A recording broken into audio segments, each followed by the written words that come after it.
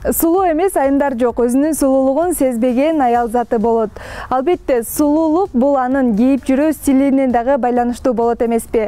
Рубрикабыздын бүгүнкү чыгарылышында ислам дининин айрым талаптарына жооп берген килоте тууралуу сөз кылабыз. Килоте башка өлкөдө пайда болгондуктан кулагыңызга бир аз өөн учурашы мүмкүн. Алдыңкы мүнөттөрдө биз менен бирге болсоңуздар, анын тарыхына ошондой эле кандай кийлүүсүнө кененирээк токтолобуз.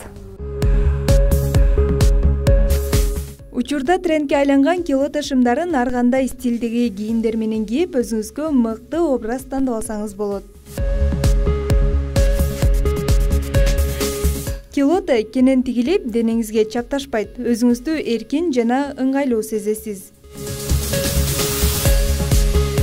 Бир түстүү, ачык, жабык түстөгү фасондору тигилиши ар кандай болуп, түркүн кездемеден тигилет. Айрымдары муну шым юбкалардын бир түрү катары санашат. Алгачкы килотелерди аристократтар гана кийүүгө укуктуу болгон. 16-кылымда килоте Франциядан өз күйөрмандарын тапкандыгын тарых тастыктайт.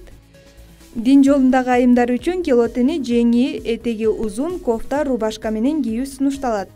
Эгерде сиз офис кызматкери же классика стилин сүйгөн айымдардан болсоңуз, анда белинде темир боолору бар килоте шымын бийик такалуу бут кийим менен кийсеңиз, өзүңүзгө мыкты образ тандай аласыз.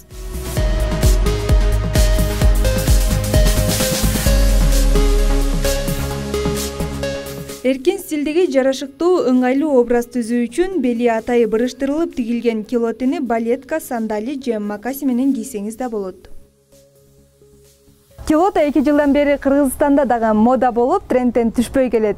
Мода бул дизайнерлердин бизге сунуштаган кийимдери, ал эмес стиль болсо, бул өзүбүздүн табитибизге жараша тандап алган кийимдердин жыйындысы болот. Сиз дагы өзүңүздүн табитиңизге төп келген килотени тандап, стилиңизге толуктоолорду киргизип алыңыз. Алтынай Турарбекова, Денис Алмек Бейшенбаев, Адилет Чокоев.